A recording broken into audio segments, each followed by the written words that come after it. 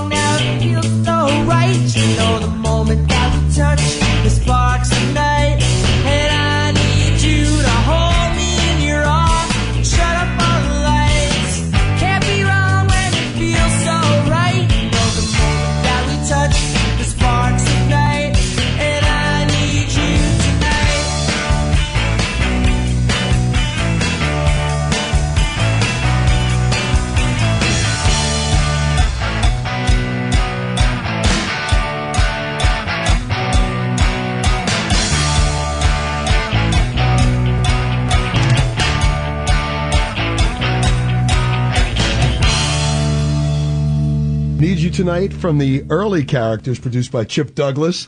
And my co-host this evening, the one and only Danny Solazzi from the Characters, going to be hanging out with me. Great to have you down here, bro. Great to be here, man. You know, the early characters, I mean, you started this band, you were a young teenage kid. Yes, we were all teenagers, all four of us. Went to the same high school, same school, same grammar schools and all that. And so we grew up together, and then when we finally learned how to play instruments, we formed a band. So it was something you guys talked about before you even knew how to play a note at that point, right? In high school, we were talking about it. Some of us, me and the drummer, John Greco, were talking about we were going to do this, and then eventually once we, figured out how to do it, we did it. Yeah, and I mean, well, your first recording, I think, was in '82, right? Yeah. Which is actually on the Early Characters record. We got to play that at some point. Yeah. Which was a Beatles cover, right? Well, yeah, it was a song called Soldier of Love, which they had covered on when they used to do the BBC, live at the BBC sessions. And this was on a Beatles bootleg back in '82 because none of this internet, none of this stuff. It was all, underground and stuff. So we learned this version of the song called Soldier of Love, which was an Arthur Alexander song. And we thought, oh, this is like unbelievable, this cool song that nobody's really heard, and we're going to do something with this. We were only together 3 months at this point, and we didn't even have a bass player. We had to bring in a guy to play bass for the session. For the session in my basement, And what did you use to record it on? It was just a little 4-track machine. Nice. Yeah, nice. And there we were, and so we finished this thing called Soldier of Love. Did you think at that point that it would actually come out on an official release? No, we just thought it was a demo. It was That's just great. it was just the kind of thing that we're just So I'm carrying this cassette around, and I'm like all excited, we're teenagers and we're like, thinking this is the greatest thing. So I happen to go down to see Little Steven and the Disciples of Soul at Big Man's West in Red Bank. In Red Bank. Right. My buddy George McMorrow ran the place. Yep. I remember seeing Shrapnel there. Remember Shrapnel? Yeah. This is December of 1982. So Steven's playing there. Steven's playing there. You're driving down just to check out the show. Yeah, I got my cassette because I can't believe that, we actually made a recording. I must have listened to it all the way down the Parkway.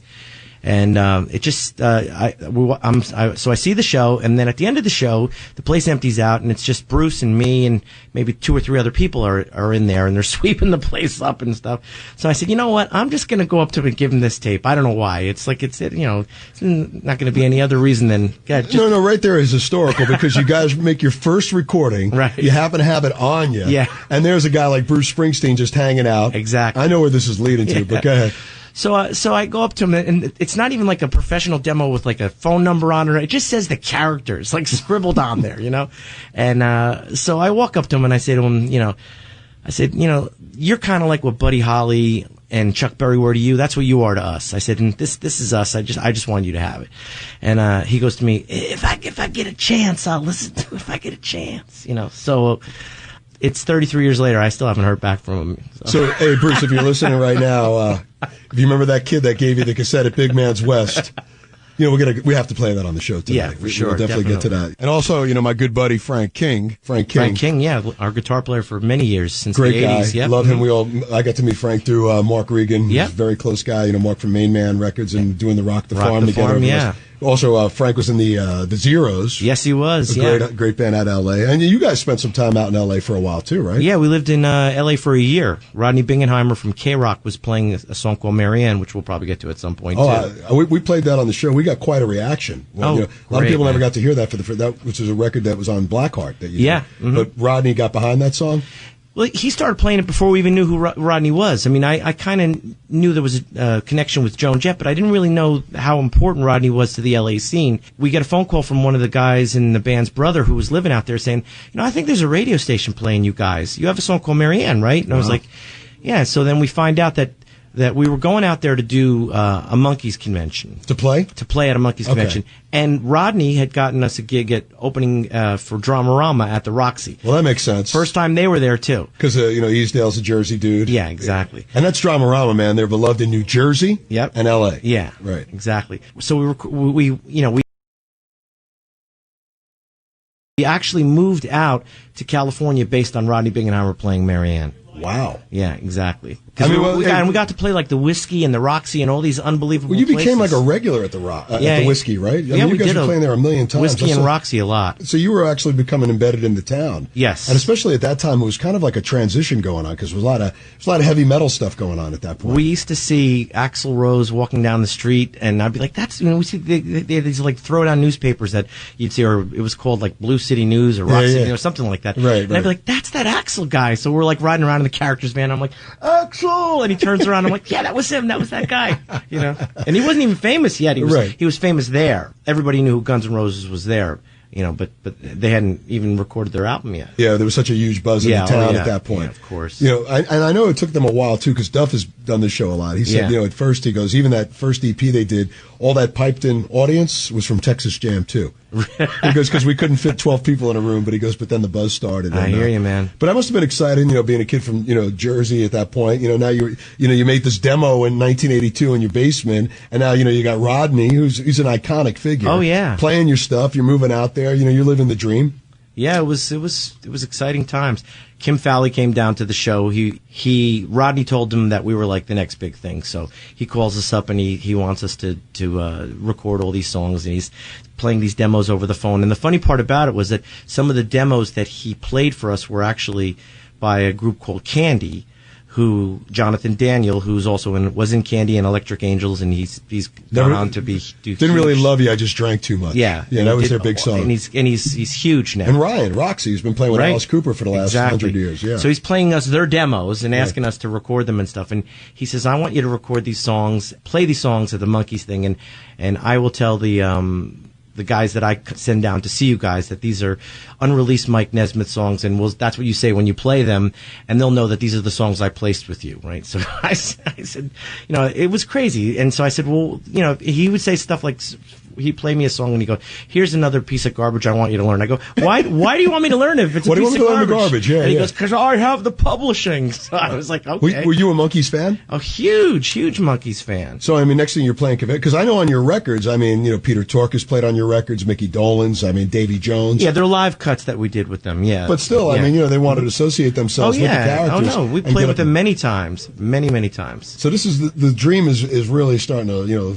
it was fun. Coming to fruition. It was fun getting to play with Joan Jett, the Kinks, the Monkees. These are things you dream about, like when you're starting your band. Oh, undoubtedly. Keith Roth, along my co-host, Danny Solazzi. You're going to be hearing a lot of character songs tonight, more great stories from Danny. But I think right now we're both going to pay homage to the First Lady of Rock and Roll. Live it up. It's the Electric Ballroom. Hi, this is Joan, Jett from the Blackhearts, and you're listening to Keith on the Electric Ballroom.